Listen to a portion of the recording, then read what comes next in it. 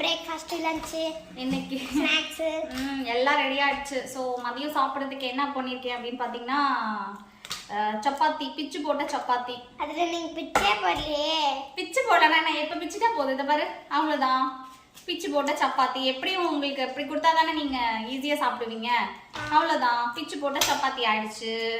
Okay, அதுக்கு முன்னாடியே பிச்சு போட்டுருக்கணும். ஏன் இப்போ பிச்சு போட்டால் வேணாங்க? ஓகே. அதுக்கப்புறம் வந்து இது என்னது, இது என்ன, இது தெலுங்குல சாரி ஹிந்தியில் என்ன சொல்லுவாங்க இதை? ஆலு பஜ்ஜி. வெரி குட், ஆலு பஜ்ஜி, உருளைக்கிழங்கு கிரேவி. ஓகேவா. அதுக்கப்புறம் ஸ்நாக்ஸுக்கு எப்பவும் போல நம்மளோட டிராகன் ஃப்ரூட்டு. இது வந்து சீசன் அப்படிங்கிறதுனால டெய்லி வந்து ஃப்ரூட்டில் வந்து இது இருக்கு. இதோட என்ன சொல்றது, என்ன சொல்லுவாங்க அதை, இவங்க என்னமோ சொல்லுவாங்களே, அது என்னமோ சொல்லுவாங்க, என்ன சொல்லுவாங்க தெரிஞ்ச கமெண்ட்ல சொல்லிடுங்க. இது வந்து என்னது, இது கோவா. Very good. தமிழ்ல என்ன சொல்லுவாங்க? கோவாவை தமிழ்ல என்ன சொல்லுவாங்க? சொல்லுவாங்க கொய்யாப்பழம். கொய்யாப்பழம். ஸோ இதெல்லாம் தான் இன்னைக்கு ரெடி பண்ணியிருக்கோம்.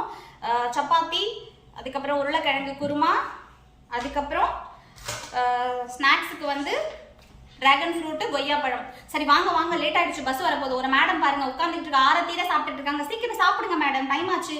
ஓகே, பஸ் வந்துடும், பாய்.